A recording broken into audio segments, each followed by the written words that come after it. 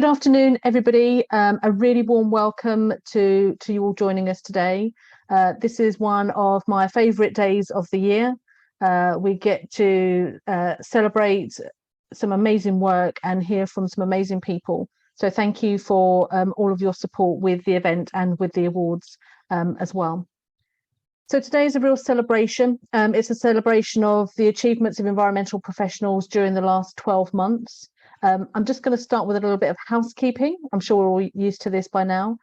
So we have you all on mute, but we'd really like you to be involved in the event as well. So if you would like to offer congratulations to an award winner or make a comment, please use the chat function. That's there for you to kind of make those comments as you wish. If you've got a question, though, specifically for one of our speakers, or please use the Q&A function. And Dougal will be monitoring that and using it following the presentation. So please, if you've got a specific question, pop it into the Q&A function, chat function. You're free to message as you wish. We are recording this session. I hope that's okay with everybody. Any issues, please let us know. And next week, it will be available on our YouTube account and on our website as well. Now, this event is designed to act as a showcase and celebrate the fantastic work done by the environmental professional community and provide some insight and some inspiration to everybody as well. So we're going to start on our celebration by talking about our employer champions. We're going to then talk about our new chair of the board. We've had an AGM this morning and we will tell you more about that.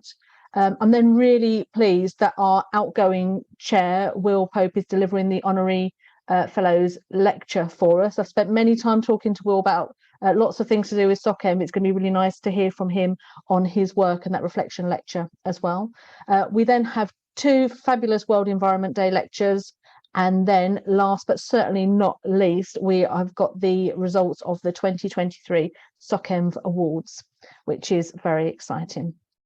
Okay, so let's start with our employer champions. So this was a programme that we started in 2019.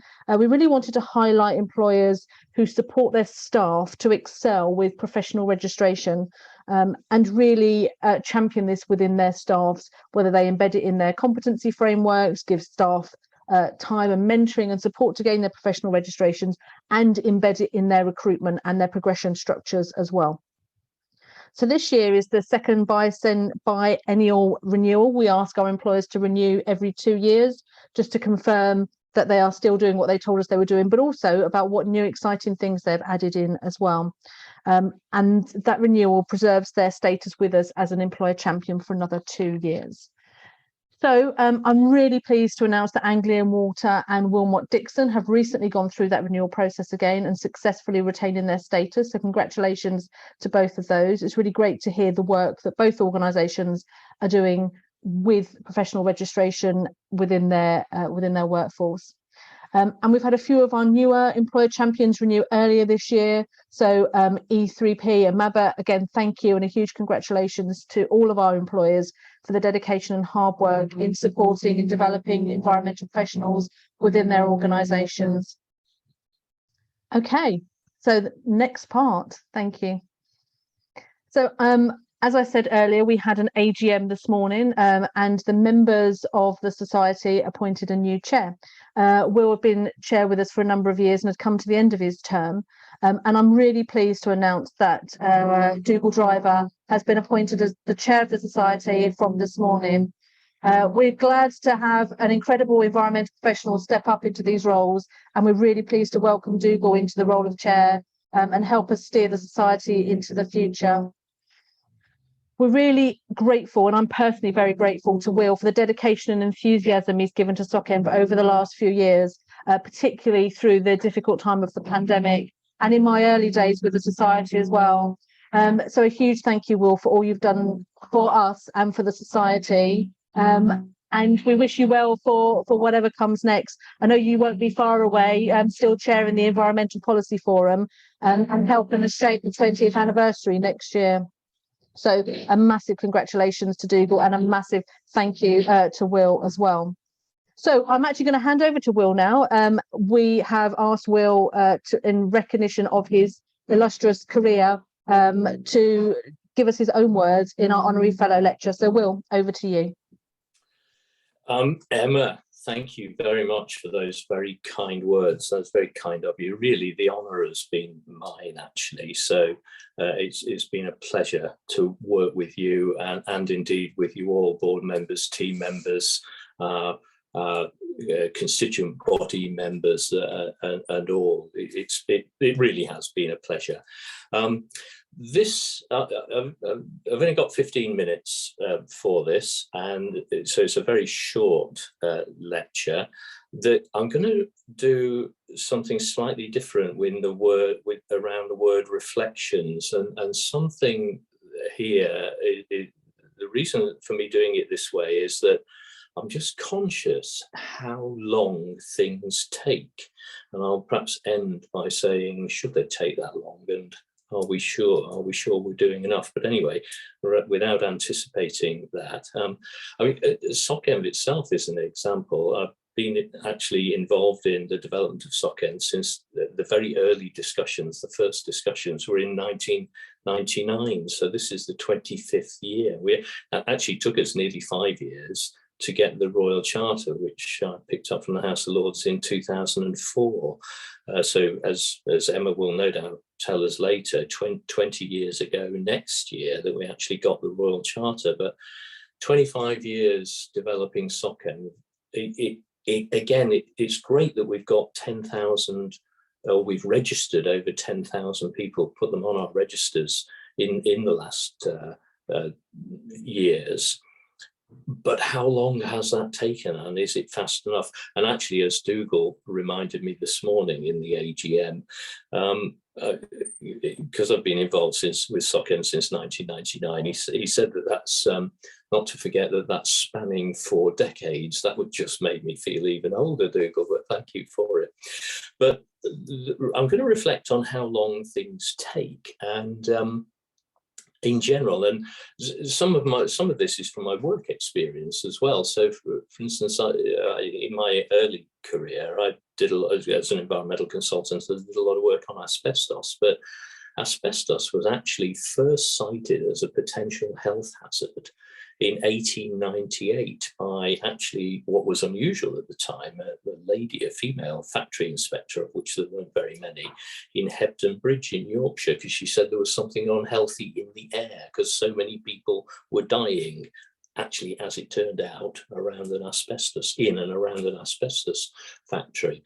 But actually asbestos, so society knew about asbestos from the late 1800s, early 1900s, and its health hazards. It was still in use in the 1970s, over 70 years later. It wasn't banned in terms of new use until the 1980s, and it's still around today, contaminating people, causing mesothelioma and lung cancers over 120 years after it was first identified as a hazard.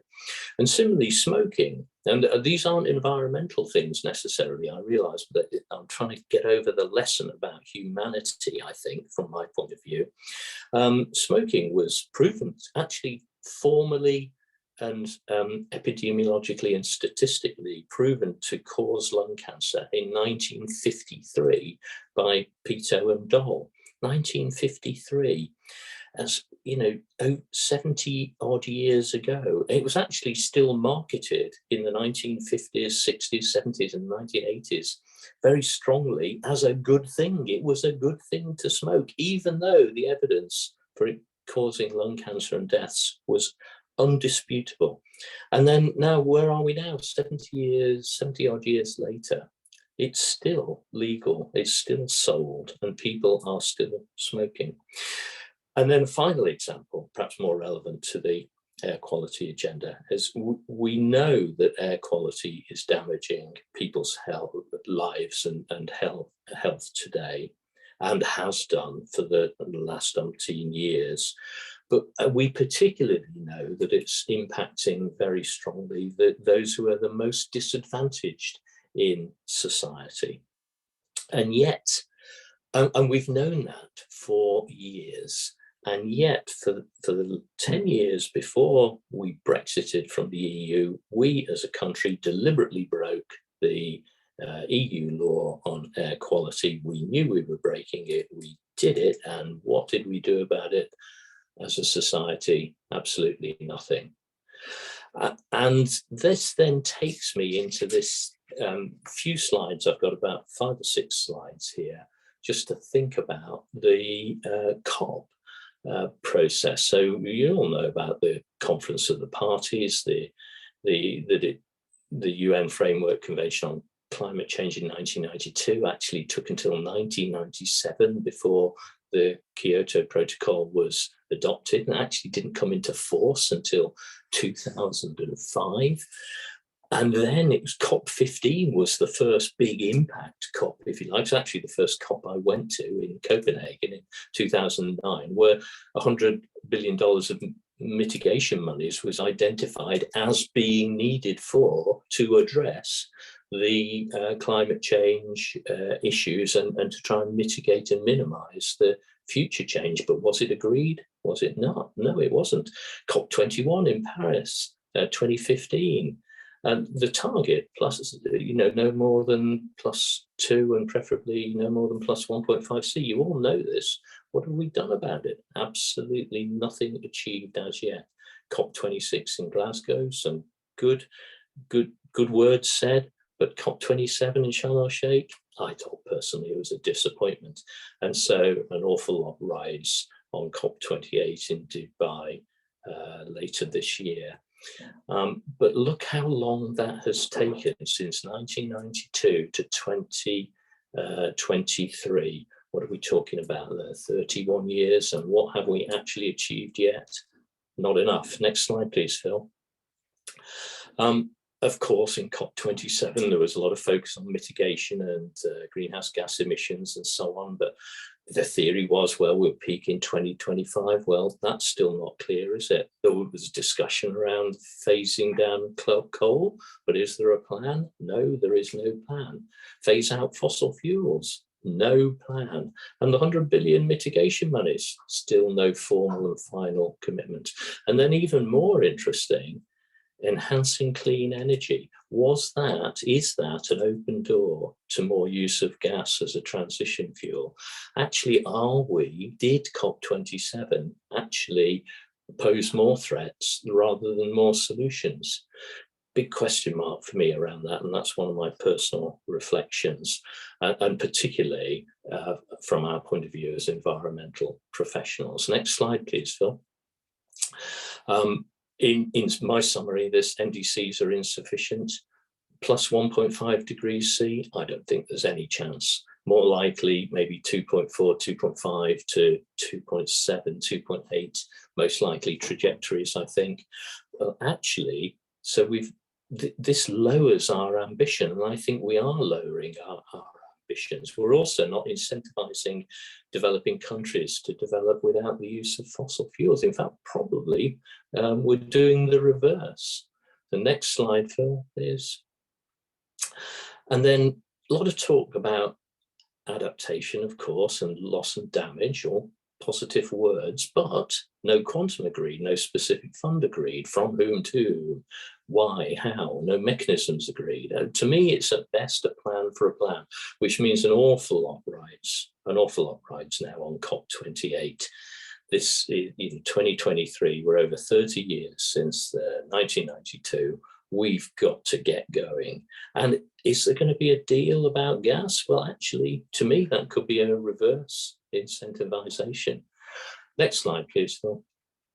There are, to be fair, some positives, of course. The old trajectory, I think we'd probably say, was +4, would be the common thought, +4C.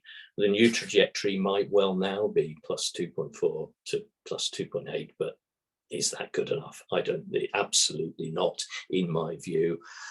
I don't think there's any chance for 1.5 plus 1.5 at the moment, as we are. We've got too much talk, too little action, and if we're not careful, we're doing too little, too late. And therefore, I think the pressure on us as environmental professionals is huge, and we've got to get going. The time now is not for talking, the time is for action. One more slide, Phil, and then I'll just give a very brief intro to a very short video. This is it for the spirit of debate, and the size of the world population over the last 12,000 years. You can see this actually. We're in the region of 8 billion people, aren't we now? But look at that growth trajectory. And whilst, of course, forecasts, I do appreciate that forecasts for stabilization of population are there, and it's, you know, there are worries about birth rates and population shrinkage, especially in certain countries.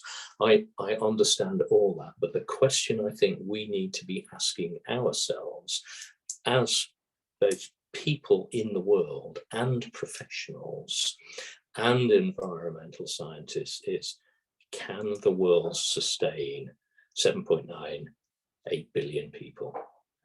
And I think the standard of living that we're currently experiencing, and if you like, offering to those future generations, can it be delivered sustainably? And I think that really needs thinking through very seriously, because at the moment I don't think the evidence is there that it can be.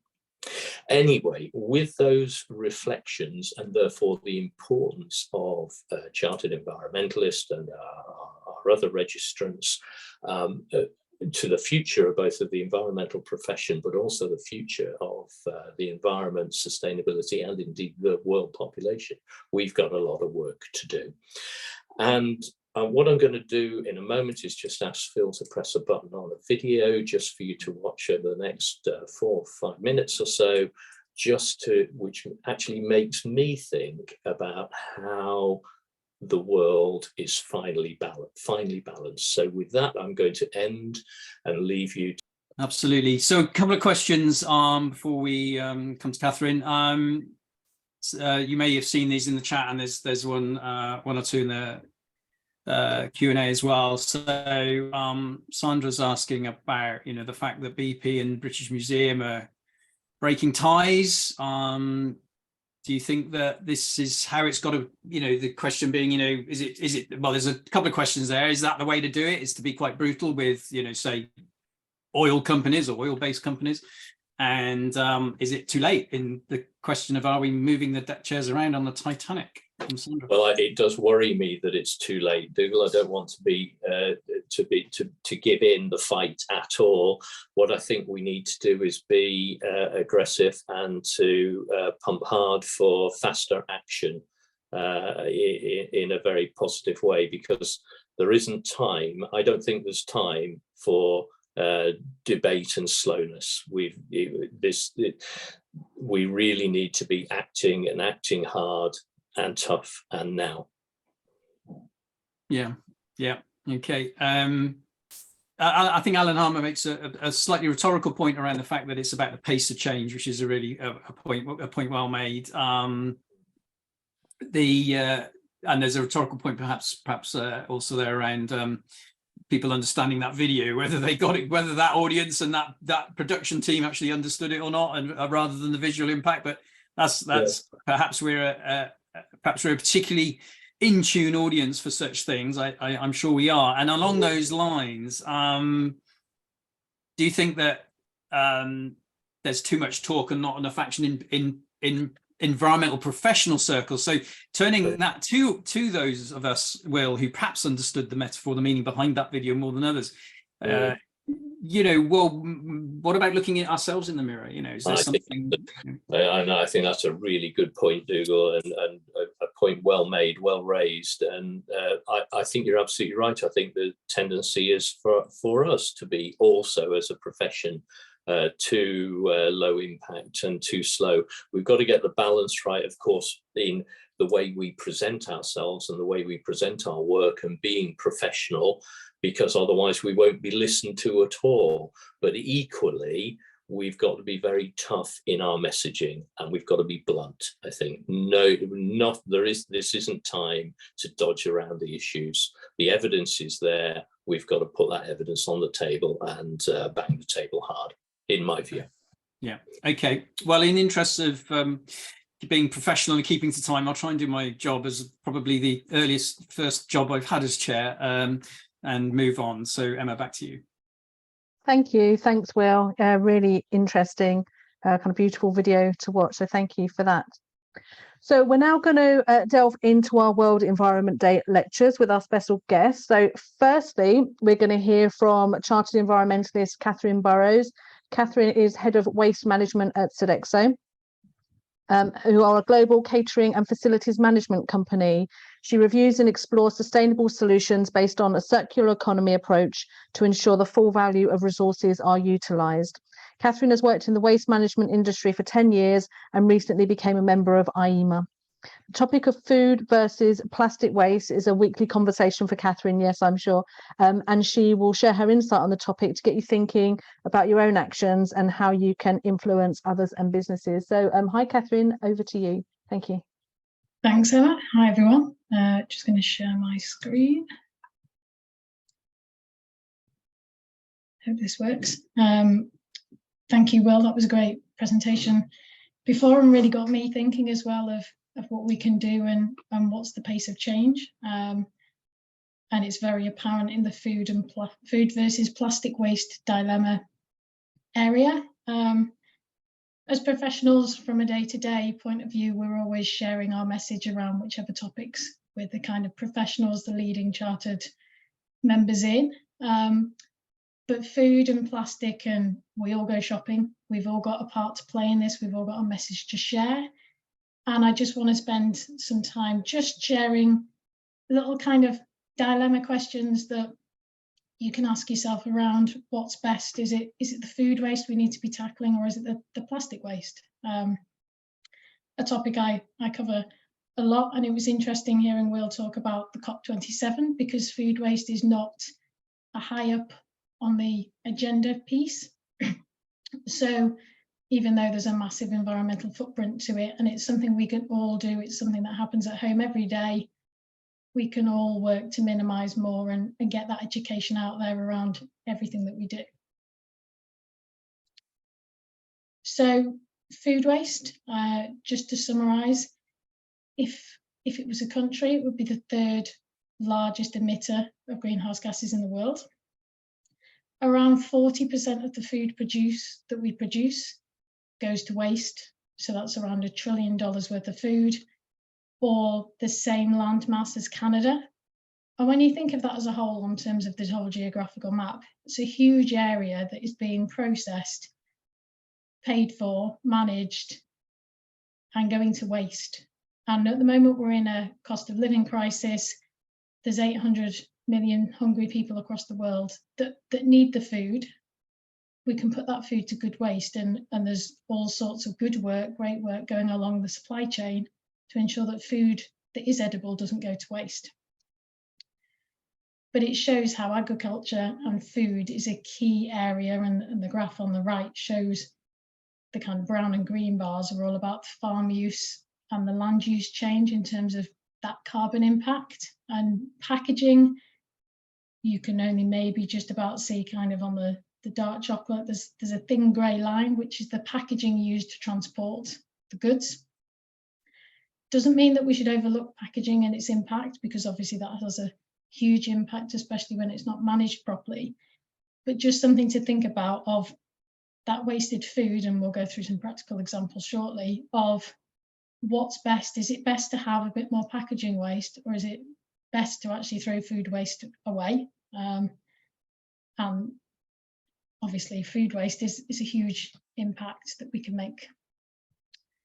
From a packaging point of view, and it was interesting listening to Will talk about the pace of change, there's a lot of packaging generation development going on out there at the moment of trying to develop new packaging, bioplastics, which is all great, but it's all about what's best, what can be recycled, what has minimal environmental impact, and what is easy for us as consumers and customers. Because at the end of the day, we're there in our kitchen, emptying out the salad bag. We need to know, right, that goes there, I need to take it back to the supermarket, or that goes there, it goes in the recycling bin.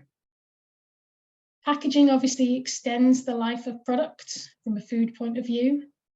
And there are different material types out there, and most of the supermarkets are doing work to try and simplify, and the extended producer responsibility reform that's going on at the moment will also help to simplify that piece in terms of recycling labels and encouraging plastic that can be recycled better, and for companies to use kind of mono packaging rather than a good mix of packaging, which we really can't do anything with.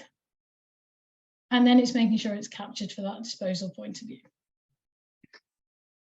So now we're going to go on a quick shopping trip.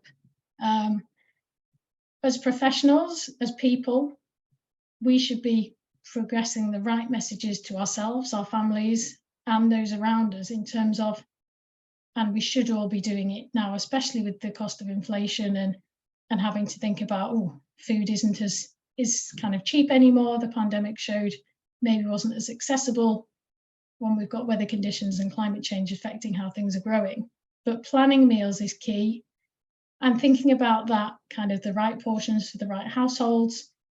There are disadvantages of certain things quite often come in bulk. They might be cheaper, they might come in bigger packaging, but actually are we leading to more waste? And some of the examples will show that shortly. Buying loose where possible and picking things that are in recyclable packaging, and supermarkets are getting much better now at showing recycling labels on the back. And shopping local as well, utilising locally grown meat, locally grown food, where we've kind of got that awareness of how are they treating in the environment, what are their environmental standards, and as well segregating food waste where we can, where it's possible within our household collections, and encouraging as more household food waste collections come on, encouraging people to do that at home in our communities, and freezing things where possible as well. It's amazing what we can freeze, how we can make things with stuff that's just about to go off. So to bring this home, I thought I'd put a few practical examples up here of one being the trusty avocado. It's healthy, we all probably eat it, it's that kind of millennial food, but actually, do we eat whole avocados? If we're a small household, probably not. And more recently, I've actually switched to buying the kind of holy moly guacamole on the right-hand side of the screen, because it comes in a perfectly sized pot for one portion, a portion for two on some wraps at lunchtime. And it means you're not wasting it, because if we think the avocado comes from South America, it's associated with deforestation, gangs, lots of water use, and the whole transport piece of trying to make the most of it compared to opening a packet and having to throw it away a few days later because it's gone brown. So it's thinking about, actually, if I need a whole avocado this week, that's great. But having it in that small portion and using it all up and not wasting any of it, yes, there's that packaging impact. But if they're packaging those in pots that can be washed and then recycled, you're potentially having that minimal impact. And it's great if you don't want avocado for lunch 2 days in a row, or don't want to eat lots of avocado. Again, it's being aware of your situation and how much of it's going to be eaten. Yogurt's a similar example. We can buy big pots of yogurt if we know we're going to be in all week. But if we're traveling for business, or actually only one of us in the household eats yogurt, maybe buy little pots. It'll ensure it lasts longer. We can potentially freeze it as well, make some kind of frozen frubes, frozen yogurt pops for in the sun. And potentially you could buy the bigger ones and use some reusable packaging to package up for, say, school lunch boxes and other things. But it's just being aware of that. When I'm buying it, will I eat it all? Where's it come from? What's the kind of carbon impact associated with it? And we won't all know that. We're on a supermarket shop, we just want to get out there as quick as possible. But it's kind of thinking about and planning the meals to go, do I need a big one or just a small one? Beef mince as well, for example. We all know beef is highly polluting, but there's a lot of change in packaging, and you may have seen on the news going to kind of shrink wrapped, which people are complaining that the quality is different, it looks different. And that's another thing we've got to bear in mind as professionals when looking at these packaging discussions of, actually, does it look nice? Because if we can't see the product, if it looks a bit, ugh, are we going to buy it, or is it going to create more waste? But again, being conscious of when buying meat and things, buying it local, making sure it's certified kind of to the right standards, and ideally minimizing the waste and the amount of meat that we eat, just to ensure that our environmental footprint is made smaller. Even if that's a case of cook up a big spag bowl, freeze some of it, eat it over time so that we ensure that we're not wasting it. And then there's the alternatives that are starting to come through as well. I love having the topic of conversation about the Charlie Bingham's ready meals with many family and friends of the packaging has to go in the bin. It can't be recycled. Yes, you cook it, you have a lovely meal, but it can't be recycled. You can maybe reuse the bamboo pots, but it has to go off for incineration. Is that the best option compared to maybe buying it in a recyclable container? I'll leave that up to you. Again, it's taste, quality, price, etc. Reuse schemes are also something being used more and more, trialed more and more. And it's about creating that habit and that cultural change that we can all promote, all share, and all think differently. I, as a waste professional, still throw food waste away, still create waste. Even though I try my best, it's something that will be there, especially in our busy lifestyles. And sometimes it's maybe about slowing down and thinking about it, planning and preparing not to create waste. And then there's the trusty milkman as well. A lot of plastic waste can be saved by using your local milkman, supporting local businesses, and kind of knowing where that milk has come from. So explore the schemes and just think differently. And overall, just try and minimize the amount of food waste and the amount of plastic we're using where we can, and share that message. And I love using this cartoon at the end of presentations because it shows sometimes the little steps that make the biggest difference. If we try and go, oh, we're going to have no waste today from our shop, that's going to be difficult and now impossible. So just making those little steps and encouraging everyone to say, yes, it doesn't matter that you flew to Spain last week, but actually you're starting to walk everywhere and doing this. Yes, ideally don't fly to Spain, but it's all about those little actions that all add up, because if we all do nothing, we'll still be in this space in 10, 20, 30 years' time. So thank you. Thank you, Catherine. Really interesting presentation. I'm sure you prompted lots of thoughts and ideas there. So we're going to take our second lecture and then we're going to come to questions overall. So if you've got questions for Catherine, please pop them in the Q&A and Dougal will be able to come to them. So for our next presentation, I'm really delighted to introduce Victoria Murray CEnv, who's an Associate Director at Tetra Tech.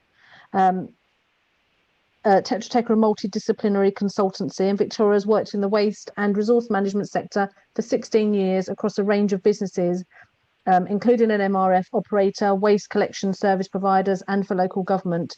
Victoria's current role is in supporting local authorities and the service providers to review and procure frontline environmental services.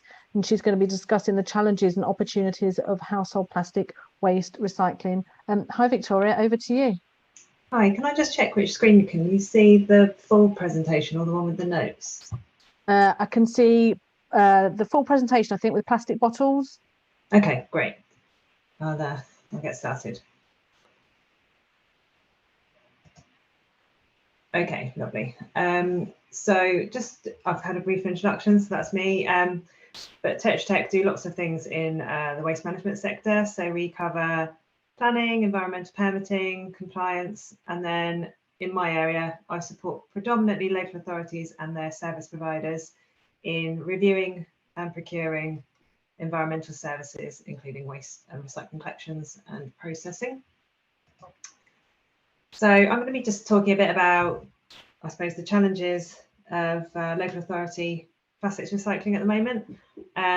So obviously we know that plastics is a global concern, and we had a very brief conversation before the call started when we were checking the technology, just saying that actually we're kind of lacking processing capacity within the UK, and there's still a lot of our plastic waste that's generated that isn't recycled or that is sent abroad for processing. So there will be advice to local authorities on consistent collections. I'm sure lots of you have probably seen bits and pieces in the media. about wish cycling that's been in the press this week and also, or last week, and also around simplifying collections to make it easier for residents to understand what can and can't be recycled. And that goes back to Catherine's point around, you know, the different labelling on packaging, and that's all going to become hopefully a bit more straightforward, so people know what they can recycle and it's consistent and easy across local authorities regardless of where they live. So at the moment, some local councils, you can recycle, you know, a full range of plastics, including pots, tubs and trays, plastic bottles and film, whereas in other local authorities, including the one in which I live, I can only recycle plastic bottles at the curbside, and if I want to recycle anything else, I'll have to find a different outlet to take that to. So in terms of local authority recycling, so the government set a 65% recycling target. And at the moment, looking at that and how that applies to plastics in particular, 82% of local authorities in England collect plastic pots, tubs and trays at the curbside. I think all of them collect plastic bottles, but only 10% collect plastic film. And from 2027, it will be a requirement for local authorities to collect film. There's a deposit return scheme, which again has been in the press quite a lot this week and is being debated in Scottish Parliament today, around the differences in opinion between the Scottish Government and the central government around the inclusion or not of glass. So England came out saying that we won't be including glass in that scheme. Scotland and Wales, on the other hand, said they would be including glass. Now, under the single market agreement, basically the central government has said that Scotland can't collect glass. So they're debating it today because they're saying that, you know, a big underpinning of how the service will work will be that it includes glass as well as plastic bottles and drinks cans. So the deposit return scheme will essentially be for single-use drinks containers. People will pay a small deposit when they purchase the items, and it will be per item, including individual bottles within multi-packs. And it's likely to be around 20 pence. And then you get that 20 pence back when you return the bottle to a reverse vending machine, typically at the point at which you purchased it. So back to the supermarket, to kind of a collection system.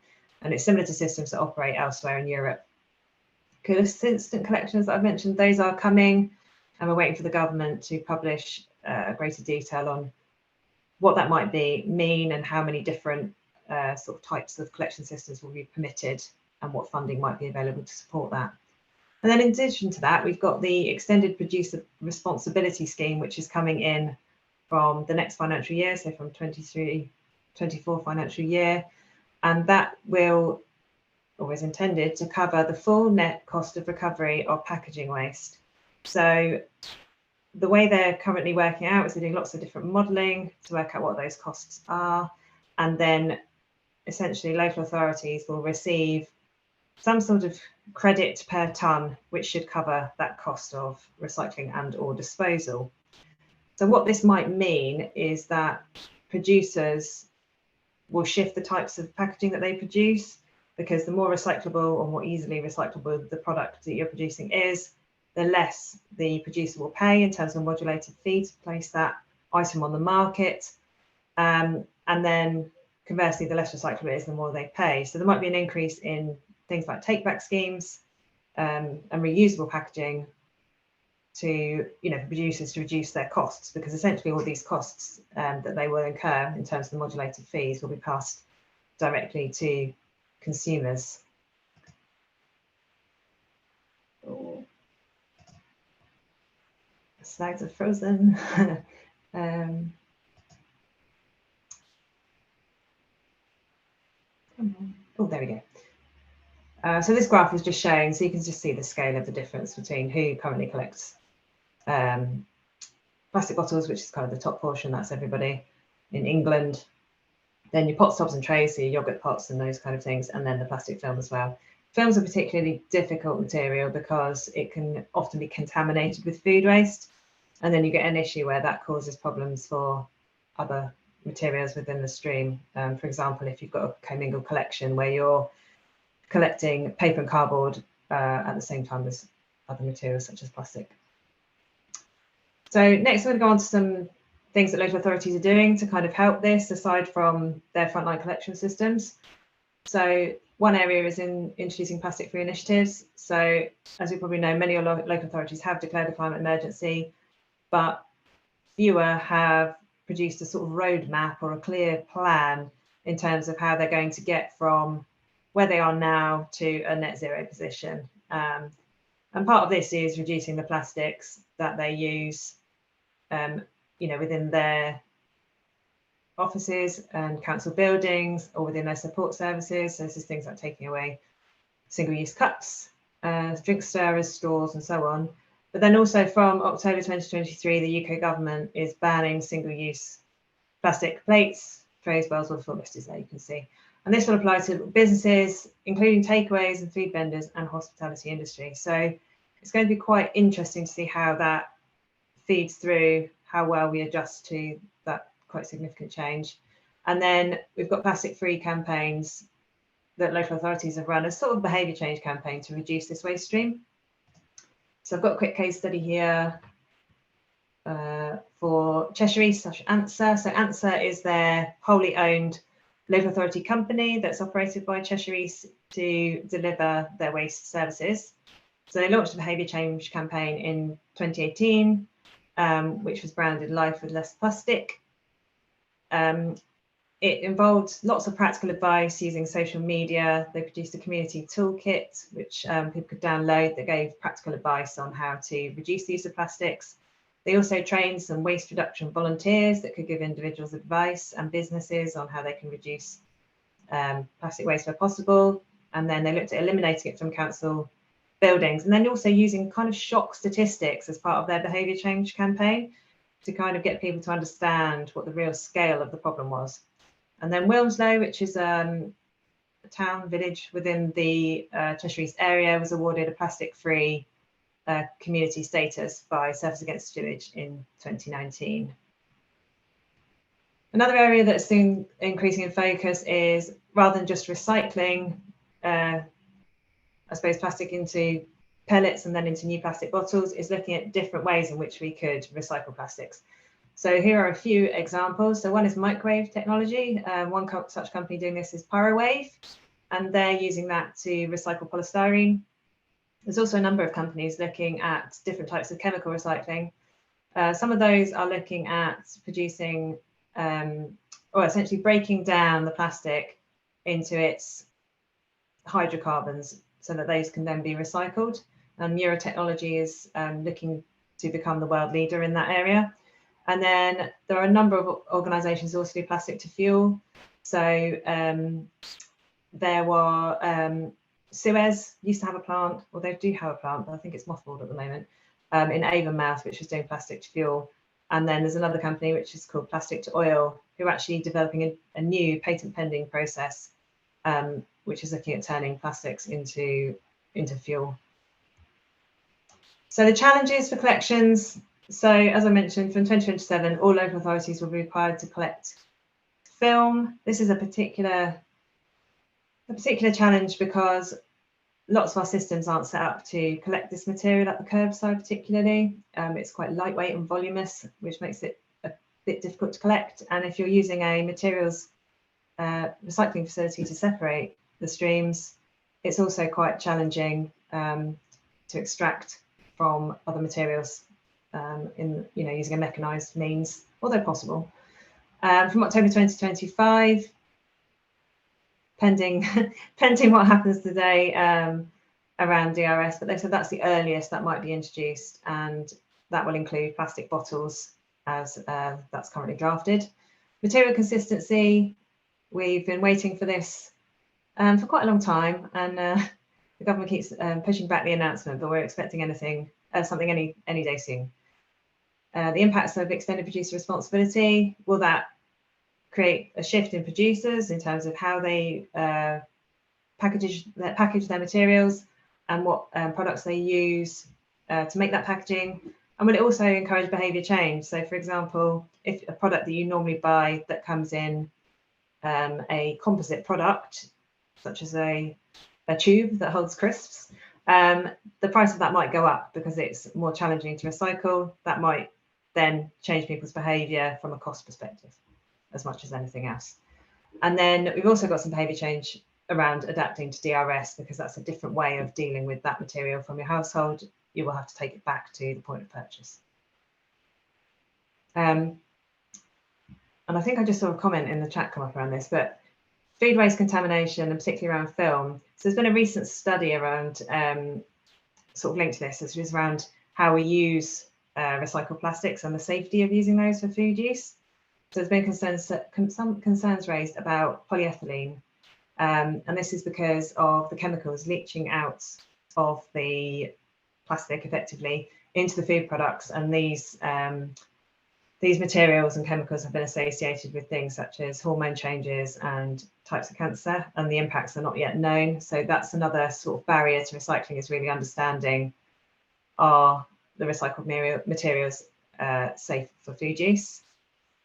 At the moment, it's actually cheaper to produce new plastics than it is to recycle existing plastic in a lot of cases. And currently, the price of virgin plastic is quite low, and it's often linked to kind of the oil price and so on.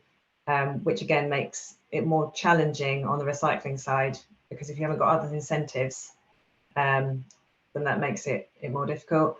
The tax around the recycling content for new plastic packaging should help that to some extent, because it should drive the market for recycled rather than virgin materials. But at the present moment, it's still cheaper on the virgin plastics. Question system design and sorting technology. So rolling out film collections, because of the nature of the material, might be quite challenging for some local authorities, and it's also getting that messaging right to residents around what you can recycle and what you can't, what counts as film and what isn't film. Things like plastic film that's used to wrap food is, could potentially be contaminated, and that causes problems. And also things like crisp packets cause a lot of confusion, because people aren't sure if they're plastic or if they're foil. Older MRFs, so if you're using an older materials recycling facility as an authority, they can't segregate film. And then it's also looking at some companies are pushing into, and I've seen quite a lot of this on LinkedIn actually, around creating new types of packaging, which could potentially result in more waste rather than less. So they're trying to move away from glass and plastic, and instead using things like cardboard, which is plastic lined. But then the question is, you've created another product that's like a Tetra Pak. How do you actually recycle that? And then the further challenge of compostable plastics, because they're actually only compostable in an industrial process, and we don't want them in the recycling plastics collection scheme. So there's some obstacles to be overcome. But that's it from me. So thank you very much. Thank you very much. Really thought-provoking stuff from both. Just a couple of questions. First, to Catherine around, there's quite a lot of chat around hygiene, Catherine, there, and I'm conscious that in the town where I live, there's a zero waste shop, and things are loose, like one of the pictures you showed. But do you think that this has become more difficult because of COVID and people's reluctance to not buy things loose, etc.? Is that an issue that you think is going to be hard to bring back after things like COVID? Hygiene and food safety are a huge thing. They're definitely not a barrier, because they're needed, especially with the likes of Natasha's law with allergens and pieces of ensuring that we're not cross-contaminating. Yeah, I think you're right. The reuse shops, it's understanding that you've got to empty a whole one of those cereal containers first. You can't just keep topping it up.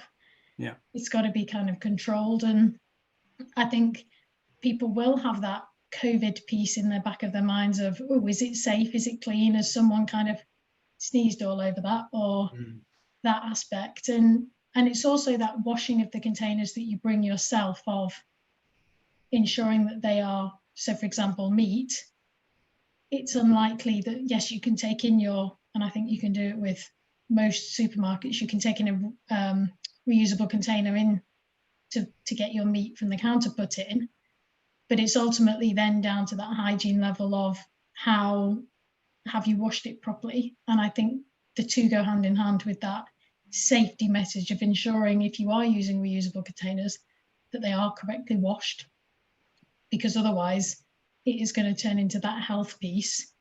And there will always be, and to Victoria's point, for the hospitality single-use plastic removal, there will always be a need for single-use plastics in hospitality from a food to go, pre-packaged sandwiches and things point of view, because of that hygiene element. If you've got to keep it fresh, you've got to ensure people haven't kind of had their fingers all over it, and to keep that fresh, because hygiene is a big thing, and the changes in allergen law in the UK and kind of people's perception is something that's going to play onto that. It feels there's probably areas that are really complex, and perhaps the efforts should be on those that the easier wins maybe is a feeling here, isn't it? Victoria, you briefly mentioned wish cycling. Yeah. I'm sure a lot of people are one of those, which means you sort of put things into the recycling, hoping it will be dealt with at the other end. I've been to recycling plants, and I've seen how it works. I think there's a debate here, and I'm going to challenge you a little bit here, because I need convincing actually that the responsibility is for me to choose where to put things, and actually by making it awkward for the supply chain to deal with, or the council to deal with, you're actually forcing them to look at investment, to look at changing of the ways they're doing things. The alternative is to just accept you can't do any more. Actually, the one organisation, the one part that can do more is that waste management service. They're the ones that can invest in a machine that might be developed in another part of the world, or it might be something they've been thinking about investing in. And yeah, it might be difficult, but I'm pretty sure they've got a better chance of recycling more than I have. So, how do you respond to that challenge? That actually, keep sticking it in there, because then they'll sort it better. Yeah, an interesting one. I think the big challenge is the cost as much as anything else. So some of these materials have, they don't have a market value. So when you're talking about films, to recycle those, it's a cost, not an income.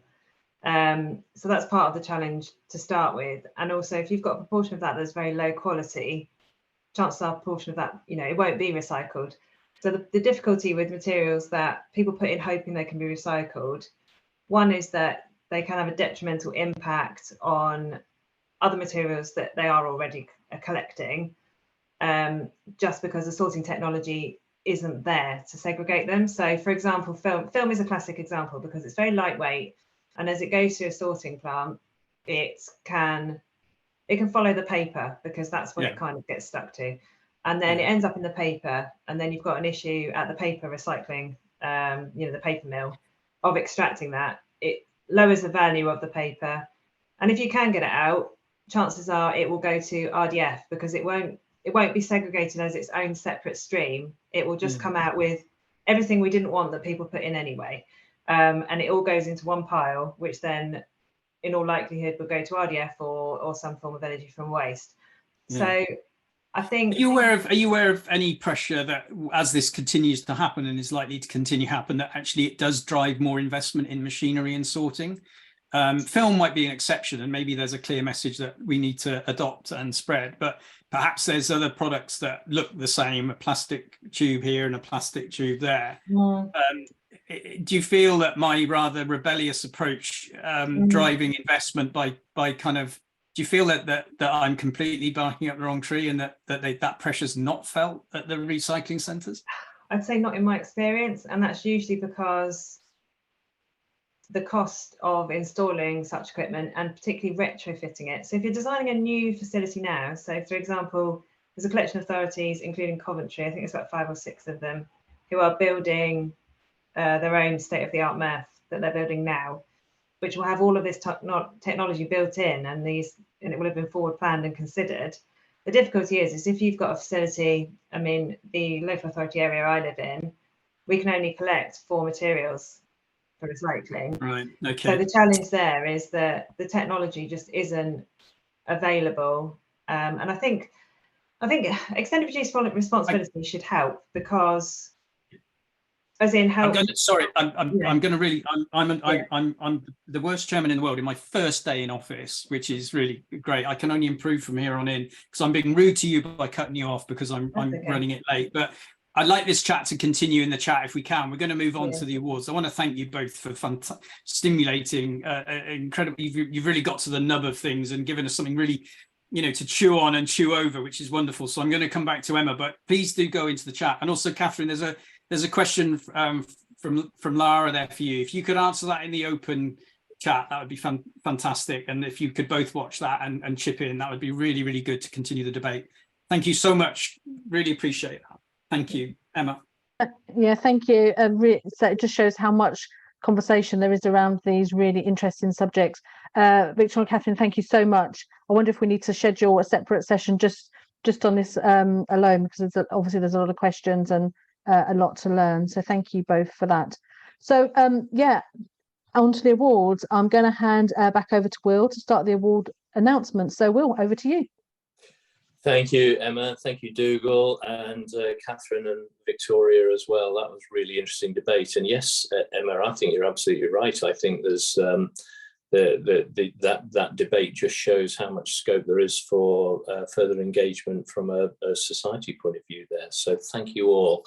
So, but onto the SocEnv 2023 SocEnv Awards though. So I'll just go straight in, because this is the important part of the day, or the most important part of the day, particularly for those who are waiting to hear whether they've won or not. Now, for those of you who aren't aware, each year we announce the winners of 2 awards which celebrate the outstanding work of environmental professionals in recent months. These 2 awards are, first of all, the Registrant Newcomer of the Year, which recognises those who have hit the ground running in the first few months of achieving their professional registration with us.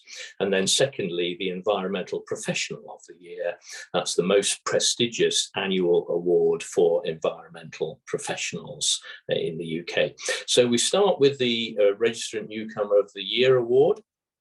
The finalists, first of all, in alphabetical order, are Alessandro Bisagni, CEnv, founder and president of B Corporations, and Alessandro is registered by the Institute of Environmental Management and Assessment, IEMA. Alessandro in 2022 launched 2 lead volume programs to allow brands to streamline the adoption of sustainable design and construction. He also helped draft and release the Reset Materials and Energy Standards, with a particular focus on embodied carbon and the circularity of materials, and is leading the way for sustainable growth in Asia. Jenny Broombury, CEnv, Senior Environment and Sustainability Analyst at JBA Consulting and registered via the Chartered Institution of Water and Environmental Management, SocEnv. Jenny has led and delivered a range of projects, from natural flood management studies to land use analysis, and is always demonstrating her leadership skills through mentoring, particularly a team of 7 colleagues, from graduates to senior consultants. And she provides technical as well as career development advice, helping them to grow their careers. And then thirdly, William Oliver, also CEnv. William is a farmer at A.H. Oliver and Son. He's registered by the Institute of Agricultural Management, IAGRI. As a farmer working in his family's business, soil health and improving efficiency is paramount in everything that Will does. He has achieved many titles, from Farmers Weekly Arable Farmer of the Year 2022 and National Arable and Grassland Awards Cereal Grower of the Year, also 2022. So on to the winner. The judging panel commended this finalist for their determination, passion and drive within a very demanding industry. They also remarked on the finalists' ability to communicate their work through news, through speaking events and written articles, and their applications stood out for the level of passion and leadership which shone through. They have been going above and beyond for the environment, showcasing their ability to drive change within the agricultural industry in the short time that they have achieved this Chartered Environmentalist title. The judges noted that from their application, it has shown that this person is breaking new ground and changing the nature of the agriculture industry, and will probably continue to grow in the farming sector due to the drive and passion to spread the message of sustainable practices in farming over the years to come. As a result of these achievements and more, this winner is without doubt a well-deserving winner of the 2023 Registrant Newcomer of the Year Award, and we look forward to seeing this registrant grow in this field. The 2023 Registrant Newcomer of the Year is William Oliver CEnv. Congratulations, Will. We're going to invite you to say a few words through Dougal, if the technology allows. And while we get you set up, it's also worth mentioning that Will is actually our next EnvCast podcast guest. The recording is taking place tomorrow, and the episode will be released on the 5th of July. With this news today over Registrant Newcomer of the Year 2023, it's not one to miss. So Dougal, I'm handing over to you. Congratulations, William. I think I can see you on the chat. Are you unmuted? You're unmuted, and you're there in video as well. Brilliant. Let's just go straight to your initial reaction, William. Yeah, I was a bit shocked, to be honest. I wasn't expecting it, because obviously the opposition was very good quality, and I never actually thought that would happen. So yeah, thank you very much. It's an absolute pleasure. It's really well deserved. You work in an industry that is under huge amounts of pressure. I mean, just listen to the lectures you've been hopefully listening to with the rest of us. A lot of talk about food and waste, etc. And the incentives for you. It's a massively changing landscape. Do you look forward positively to the environmental credentials of your sector, or are you really nervous of the way ahead? I do look at it positively, but at the same time, I'm quite nervous. I always believe that agriculture and the environment should work hand in hand, not one or the other. So we are custodians of the land. I'm fourth generation, and I would love the farm to be in an even better state in the next generation and the generations after. So we're always doing things now. We're learning. There's probably been mistakes made in the past from previous generations, but we're learning to work together with the environment and still produce food, which is essentially what we all need as well. So. Yeah, no, absolutely. What would be your biggest environmental challenge at the moment in your work? So we're trying to reduce inputs all the time, because that helps our bottom line at the end of the day. But it's just doing things that we know benefit the environment and produce food, but sometimes legislation can come into play, lots of different barriers. And it's just making sure that science leads on these decisions rather than just opinions. But yeah, we want the best for our soils, looking into soil health, reducing our fungicide usage, reducing our bagged fertilizer, things like that. It all comes together, and it helps our carbon footprint, it helps our profit margins, and it helps the environment. So it all comes together pretty well. Well, William, massive congratulations from the society, and you represent a real, the breadth of the society in the way the professionals touch so many different corners of what we do, and congratulations to the other finalists as well, and thank you to everybody who put in applications. I chair the judging panel, and it's a great judging panel, including previous winners. And it was a real task, but it was a very positive task because of the quality. Oh, and you've got an award there. There is your award. Phil's holding up there, which I'm not sure where you two live, but Phil, if you could get on your bike now. Of course, you're not allowed to go using any kind of fossil fuel, so you maybe start cycling now, Phil. Get that delivered. He lives pretty close. Oh, well, there you go. If I was to cycle, that would be 90 seconds, maybe. Yeah. You are really, really close. Okay. Yeah. Not far. Just so everyone knows listening in, You don't know each other. You're not like, you know, No. just say there's no collusion here. Okay. And your podcast was a pure coincidence as well. So that's brilliant as well. Anyway, congratulations. Well done. Well done and well deserved. Thank you, everybody. Will, well done, William. Back to you, Will. Back to you, Will. Williams and Wills. Dougal, thank you very, very much, and congratulations also, as you said. Thanks for saying again. Congratulations to Alessandro and Jenny for very worthy finalists. I know from the field of applications how strong it was, and it was a real challenge for the judging panel to determine. In the end, you have to determine a winner, and it's really challenging. So congratulations to all three. However, now on to the Environmental Professional of the Year award, of which you'll be aware, of course. I'm sure the previous winners include our Chartered Environmentalist David Simmons, Mandy Serenu-Witneratney, Jerome Badley, Dan Redding, and Becky Toll, actually in 2022. So this year, we actually had a record number of submissions, and therefore we have actually a larger list of the shortlisted candidates, as there were so many incredible applications.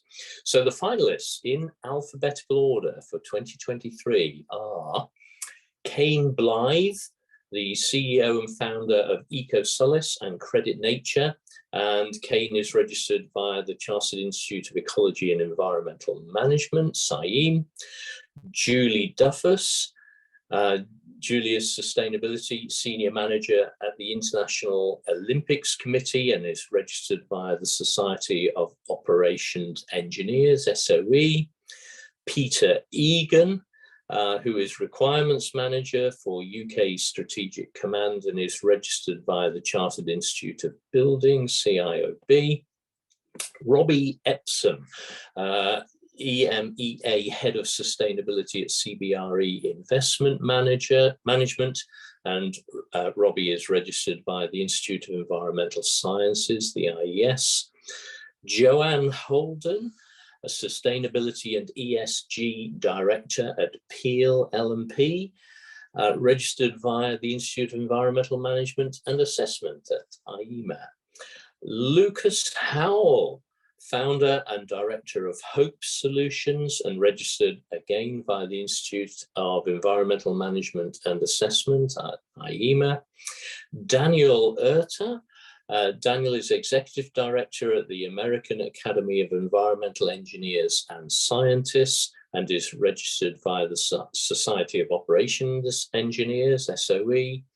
And finally, Claire Wansbury. Claire is Fellow and Technical Director at Atkins and is registered via the Chartered Institute of Ecology and Environmental Management, CEnv. Now, because we have 8 in this fantastic, absolutely fantastic group of finalists, we're actually going to have a runner-up this year. And the judging panel just felt that it had to recognize this person's incredible achievements. With clear knowledge and leadership within their field, they've been working in the environment for 25 years with an international focus and is the person that brings everything and all initiatives together using their ecological knowledge.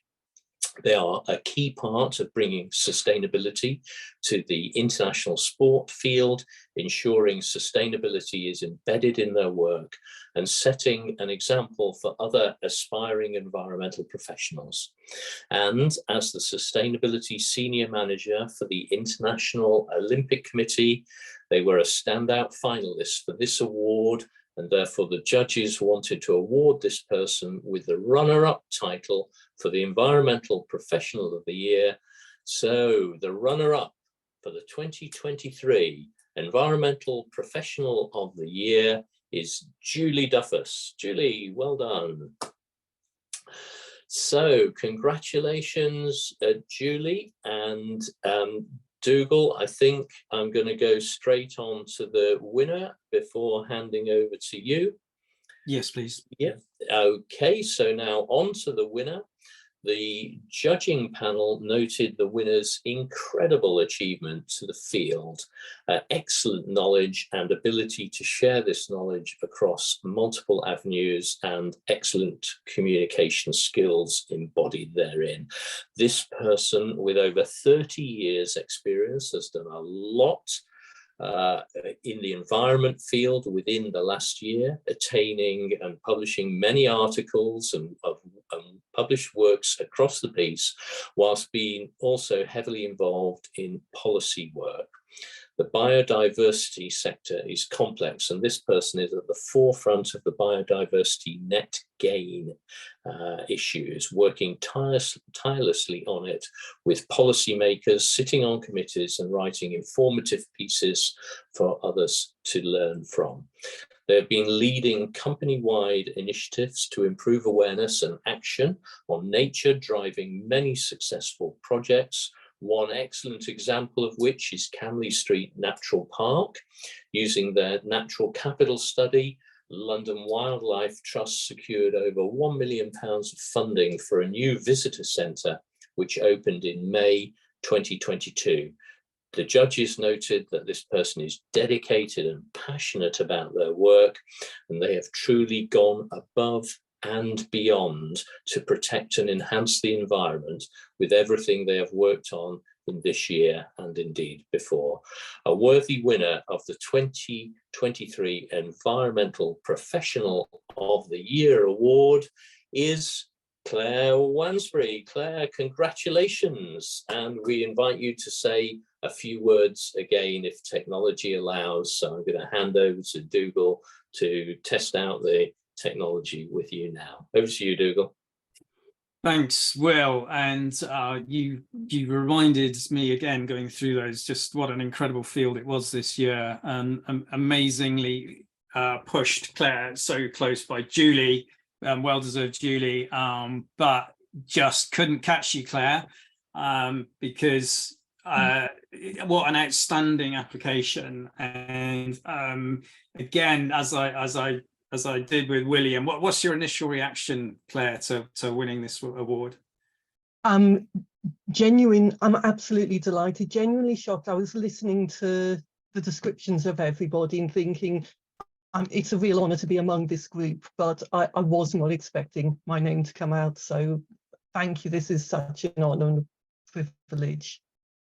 Claire, it's very well deserved, and I mean, I'm still struggling to ask you the question, which I want to ask is, I'm not sure how you do everything you do. We had there was an informal part of when we were debating the final lineup and the final winner about just how much you do, and something we're really keen on is how much somebody's done in the year in question, the 2022 in this case. You must be so passionate. What is it that keeps driving you forward and keeps adding to your portfolio? I think a lot of it's simply, I'm an ecologist. What I do matters, and it's great to have a job that has that level of inspiration to it. Last year, several things came together. So the ICE Manual of Blue-Green Infrastructure was published. That was an amazing moment. But actually, that's been over 3 years' work for myself and my co-editor, Carla, and over 50 contributing authors. So that's not just a moment in time. A lot of what happened last year was around COP15 on biodiversity happening in December. To be honest, my involvement in that snowballed as the year went on, because we'd understood earlier until about July, we thought it was going to be held in China. But then although they were chairing, they couldn't host it. So it got hosted in Montreal, and Atkins is a member of SNC-Lavalin. SNC-Lavalin's HQ is in Montreal. So all of a sudden it was on our corporate doorstep. That sort of opportunity you can't miss out on being part of. Well, self-effacing, I'm sure your personal intervention there is you make this happen. I think you and I probably met about 10 years ago. I was probably not that long out of being a habitat manager, and I think we probably talked about heathland management for way too long, because we're both you can't talk too long about heathland management. But I seem to remember a tenor of our discussion back then, and was around the fact that you felt you were pushing water uphill. You're trying to persuade people. It was soft influence. It was putting systems in place behind the scenes. That year you've just had, that's got you to winning this award. You're front and central. You're leading the organisation and those you represent. You just talked about two huge things: publications and events.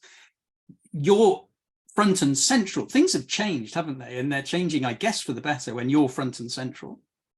They absolutely have changed. Biodiversity is on the agenda. I still do always explain what the word means when I'm doing talks, because people don't like to ask, but a lot more people know, a lot more people recognise the challenges, the importance of action. So it's much more sort of pushing at an open door these days. But as Will mentioned earlier, things need to happen urgently. So it's good to be part of that. Yeah. So similar to Will, one last question to you is, looking forward, what's are you positive about the future, and what do you think the big thing that you want to do next, as it were? Because I know you're not going to stop. I think for me, two things. One is next step is around working on a shared basic level of carbon literacy and nature literacy for all our colleagues. The environment, it's wonderful what the SocEnv members do, but the environment needs to be part of everybody's job. And something I'm quite passionate about is, we talk about how engaged the next generation, the children, are with these important issues, and that's great, but we can't leave it to them to act. So raising awareness, but also saying, let's act.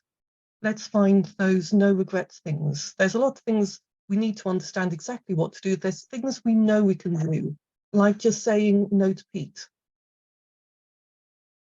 There's ways around it that will help in so many ways. Simple things everybody can do without worrying, is this the right step? Some things are. Well, what a brilliant way to round it off, to look forward and to look to the next generation. I think Emma and I probably, we're across the south of England from each other, but I suspect we looked at each other for a moment then and felt a little bit of responsibility for the society. Something might be well hitting our agenda from your challenge just there, because I think that's something we could probably help with those literacy programs. Even if it's just interpretation and simplification and access. So congratulations, Claire, well done, and thank you for all the applicants that we had, and well done again to all of the finalists. But I'll hand back to Emma to round things up and close things off. Thanks, Dougal. Congratulations, Claire, Will, Julie, and to all of our finalists as well. I know we've said it before, and it's easy to say, but the standard was incredibly high.